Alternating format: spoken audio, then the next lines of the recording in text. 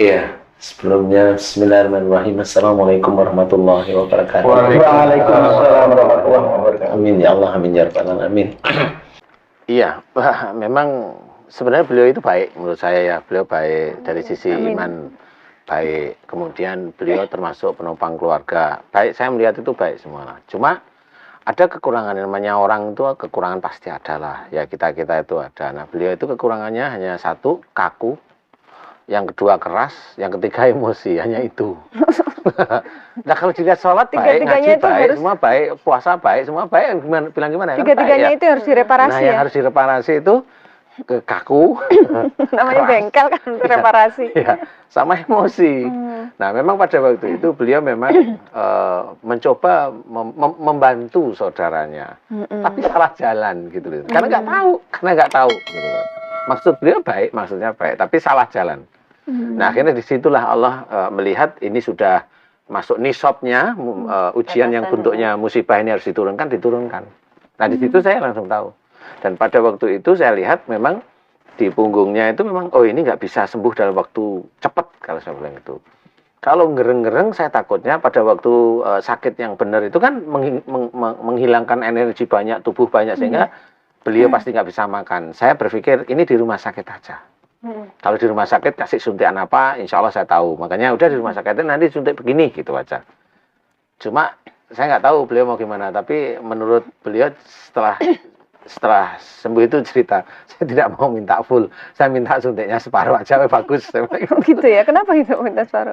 Ya karena bahan yang dipakai itu ya cukup keras ya, cukup keras, cukup berbahaya lah untuk otak istilahnya. Jadi saya bilang. Waktu ini perut saya mau besar, Ustaz. Oh iya pada itu. Iya, pembesarnya itu ketika disuntik atau iya setelah disuntik. Apa itu reaksi obatnya karena reaksinya luar biasa. Jadi perut saya membesar waktu itu. Salah satunya memang itu. Jadi karena kekakuan, karena ini saya bilang sama beliau, iya memang istighfar di titik itu aja. Mohon ampun jika memang mau membantu keluarga, mau menolong keluarga itu, kalau ada kekakuan, kalau keras, kalau ada emosi, mohon ampun pada Allah Ta'ala. Kuncinya di situ titiknya. Nanti insya Allah kalau nggak perlu pasti insya Allah nggak apa-apa. Tapi ini panjang, anunya panjang istilahnya. Jadi saya takut kalau beliau nggak kuat, sakitnya itu kan sakit sekali ya. Jadi nggak kuat itu habis tenaganya kan nggak bisa makan, nggak bisa ini. Kalau dokter kan dibantu dengan infus mungkin ya. Lah paling tidak itu. Nah seperti itu kata kurang lebihnya. Nah setelah sembuh ini apa yang sudah dilakukan oleh Ibu Aini untuk menjaga supaya jangan sampai terjadi lagi? Ini karena setelah bisa jalan kayak nemuin saya ya nasihat saya cuma itu saya sambil nyengir aja. Jadi kalau harus berubah sikap ya? Ya harus. Maksudnya yang kemarin kita ngerti kalau misalnya harus jangan kaku, harus lembut seperti itu. Iya, seperti itu. Kalau misalnya dalam waktu sakit, kemudian langsung merubah sikap, kira-kira apakah bisa langsung sembuh? Oh bisa, insya Allah bisa. Cuma itu kan tergantung kesalahan beliau dulu yang beliau kerjakan. Jadi bukan berarti kalau mamanya sekarang minta ampun, mamanya ada dalam salah satu ayat diceritain nih, kelihatannya ini sekejap nih. Illal ladzina tabu waslahu wa bayanu. Ini memang dijawab dalam satu ayat oleh Allah Ta'ala, wa ulaika atubu alaihim. Jadi mereka yang telah taubat, illal ladzina tabu, mereka yang telah taubat, waslahu dan melakukan perbaikan. Berarti ini ada waktu. Wa bayanu, mereka sudah memberikan pengertian atau nasihat kepada orang lain. Baru Allah menjawab, fa ulaika atubu alaihim. Maka taubat mereka yang aku terima. Memang ini kelihatannya satu ayat, kelihatannya waktunya ini singkat. Tapi sebenarnya kalau kita berpikir taubat ini memang harus kan gitu ya. Betul. Kemudian ditakar dengan berapa banyak sih kesalahan kita, itu kan harus ditakar. Kemudian kalau keras itu kerasnya banget atau kerasnya itu sesekali kan ditakar juga ya kan. Istilahnya kalau kalau memang kita mau timbang-timbangan sama Allah ya memang seperti itu. Jadi sehingga pada waktu momennya beliau, kenapa saya bilang ini bisa 2 bulanan. Saya berpikir, saya ngomong sama beliau, ini 2 bulan. Saya bilang, jenengan nanti bisa nggak kuat loh, tapi jangan ke saya aja gitu. Ini harus ke dokter karena nanti efeknya biar lebih bagus ke tubuh gitu loh. Maksud saya seperti itu. Karena saya yakin ini nggak kuat. Saya yakin ini nggak kuat gitu loh. Karena saya tahu beliau, kenal beliau. mohon maaf ya Bu ya. Jadi kekerasan beliau itu saya tahu persis, kekakuan beliau itu saya tahu persis gitu, emosinya ya tahu. Sehingga dengan tahu begini kan saya sudah insya Allah bisa nakar kira-kira ini sembunyinya ya kira-kira sekian bulan gitu, itu saya sudah ya alhamdulillah mengira-ngiranya sudah pas lah. Nah dari sanalah saya harus berpikir nih harus saya hanya cuma mohon ampun tentang yang ini, titik ini aja insya Allah. Nah, makanya dari situ sebenarnya mulailah beliau jalani sehingga sampai sehat. Alhamdulillah. Sekarang apa Ibu yang dirasakan, Bu? Insya Allah Setelah mengikuti nasihat dari Pak Ustadz. Insya Allah sudah boleh dibilang hampir 100%.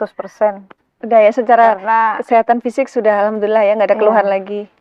malah lebih baik lagi. Lebih baik sekarang. Alhamdulillah. Lalu Sudah hubungan umroh dengan 2 kali. Oh iya, alhamdulillah. Subhanallah. Jadi di sana muter tawaf terus. insya Kuat Allah, ya. Kuat. Kalau Alhamdulillah. kalau ingat waktu Ibu terkapar, waduh, kayaknya nggak mungkin. Tapi itu berkat izin dari Allah ya, dan juga atas bantuan Ustaz Danu. Nah, terus hubungan Ibu dengan saudara Ibu itu bagaimana sekarang? Baik. Ya, saya yang jelas saya minta maaf. Minta Jadi maaf saya nasihati adik saya, tetapi saya ngotot, jengkel gitu. Minta Jadi, maaf ya. harusnya nasihat kata Pak Ustadz, kalau nasihat ya nasihatnya yang baik. Pak Ustadz, saya mau nanya, ini kan karena dalam sebuah keluarga itu pasti ada care ya antara satu saudara dan saudara yang lain. Cuman caranya mungkin berbeda-beda. Nah, seperti Ibu Aini, dia pengen care ke saudaranya, tapi caranya mungkin keras sehingga tidak bisa menerima demikian, si saudara ini nggak bisa menerima begitu saja. Nah, seandainya kita keras, tapi saudaranya ini bisa menerima gitu, nasihat dari kita walaupun keras, apakah itu juga akan kena penyakit ke? Sama. Tetap ya? Sama. Kenapa? Persoalannya itu bukan ke orangnya, persoalannya kita tanggung jawabnya kan kepada Allah. Allah itu menyuruh nggak boleh keras. Salah satunya la ikraha fiddin, tidak ada paksaan dalam agama Islam. Berarti ini tidak ada kekerasan sebenarnya. Kalau mau menyampaikan sesuatu ya sampaikan baik-baik aja, cukup gitu. Persoalan dia mau nerima atau tidak itu kan hidayah Allah sebenarnya. Jadi kalau momennya ya kerasnya ini dianggap itu betul, kalau saya kalau itu manusia boleh, tapi kalau kita berbicara tentang akidah nggak boleh, gitu kan beda nih. Kalau kita bicara akidah nggak boleh.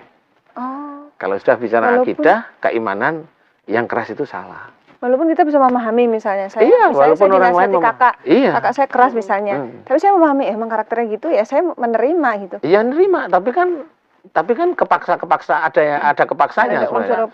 Tapi kan maunya menerima itu kan sudah karena belajar ikhlas saja, belajar memahami kakak. Tapi kakak sendiri pada Allah Ta'ala kan tetap salah.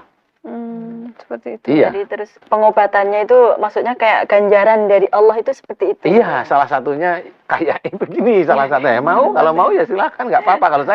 Kalau saya nggak mau, mending saya pilih jalan di jalan Allah aja. Yang gimana?